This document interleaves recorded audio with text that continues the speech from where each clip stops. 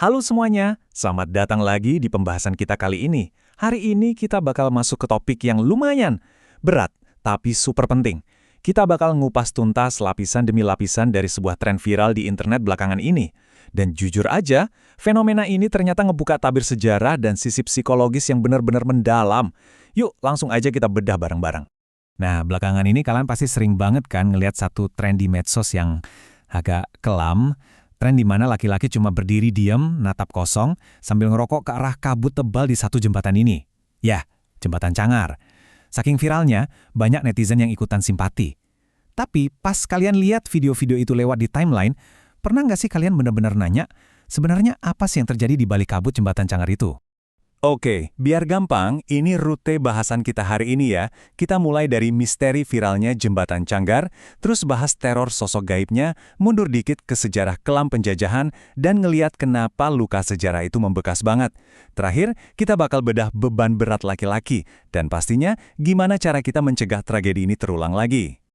Sip, kita langsung masuk ke bagian pertama, misteri Jembatan Cangar.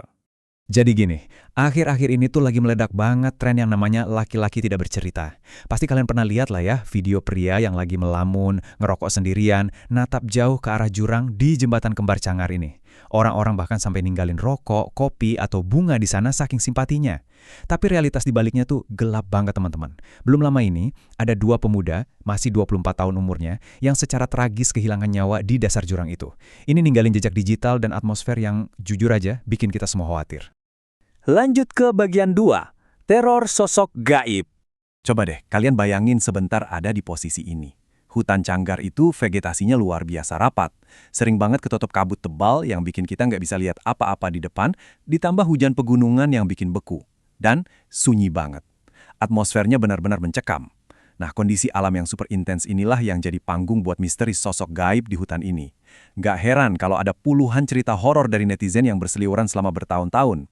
Gila sih cerita-cerita yang beredar. Ada ceritanya Ayu yang sempat kejebak di dalam goa waktu kemah PMR.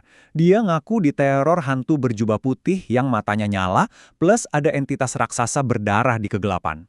Terus ada juga pengalaman Mbak Ami. Waktu itu suaminya ngelihat sosok raksasa kayak gendru gitu, melambai nunjuk ke jalan terang pas lagi badai hujan.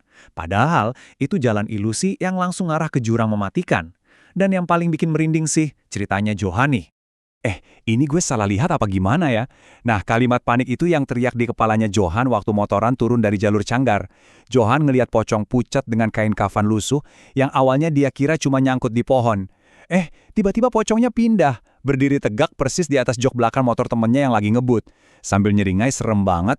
Dari situ kita mikir, kenapa banyak penampakan pocong atau hal aneh di sini? Mengapa sosok gaib sering banget muncul di titik spesifik ini? Buat jawab itu, kita harus mundur jauh ke masa lalu. Makanya kita masuk ke bagian 3, sejarah kelam penjajahan. Jadi kawasan Gunung Arjuna ini dulunya tuh hutan suci waktu zaman Kerajaan Singosari abad ke-13. Tapi sejarah kelam di Jembatan Cangar benar-benar dimulai waktu zaman penjajahan Jepang, sekitar tahun 1942 sampai 1945. Waktu itu warga pribumi dipaksa jadi romusha. Mereka diperbudak, disuruh kerja rodi tanpa ampun buat ngegali goa-goa di tengah hutan, dan dijadiin kuli angkut barang militer. Parahnya lagi, penderitaan ini berlanjut di tahun 1947 waktu agresi militer Belanda. Warga lokal lagi-lagi dieksploitasi buat manggul logistik perang lewatin jalur Cangar yang curam abis ini. Dan itu bawa kita ke bagian 4, luka sejarah yang membekas. Ada satu kalimat dari sumber kita yang ngena banget. Seandainya pohon-pohon di Cangar bisa ngomong, mereka pasti bakal teriak. Di mana keadilan buat orang-orang tertindas dan teraniaya yang dulu dilakukan terhadap kaum pribumi oleh para penjajah? Merinding kan dengernya? Ini bukan cuma sekedar kutipan keren-kerenan, tapi ini ngejelasin banget mengapa luka sejarah membekas kuat di tanah ini. Poin krusialnya tuh gini teman-teman. Reputasi mistis Cangar itu kayaknya bukan cuma soal ada atau enggaknya hantu. Ini soal trauma kolektif yang ngendap, ratusan penderitaan masa lalu yang suaranya dibungkam dan kematiannya nggak pernah dihormati. Jadi pas ada orang di zaman modern yang lagi depresi berat, bawa keputusasanya ke Cangar, energinya itu ibarat bersinggungan langsung sama sisa-sisa kepedihan sejarah itu. Mereka tuh benar-benar kayak dua magnet kesedihan yang narik satu sama lain.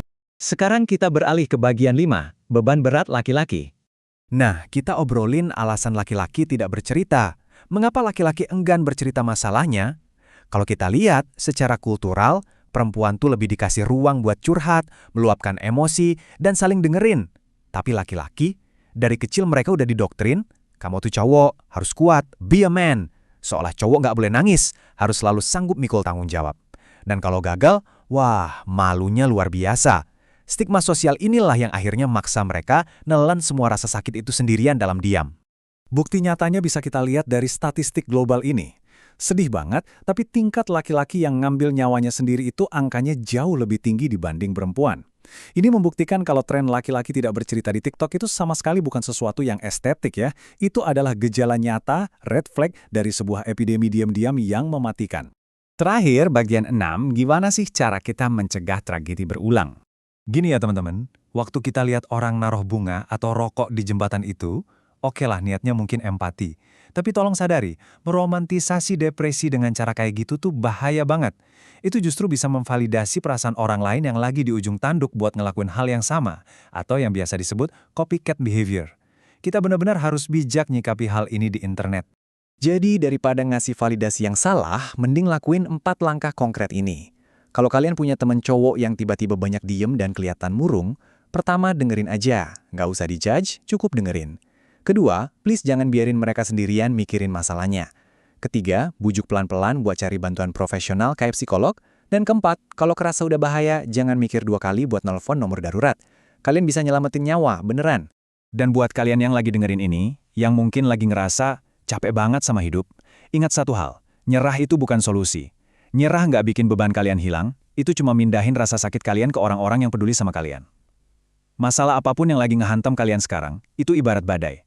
Segelap dan seseram apapun petirnya, badai pasti bakal lewat. Jadi tolong, jangan pernah bikin keputusan yang permanen cuma gara-gara masalah yang sifatnya sementara.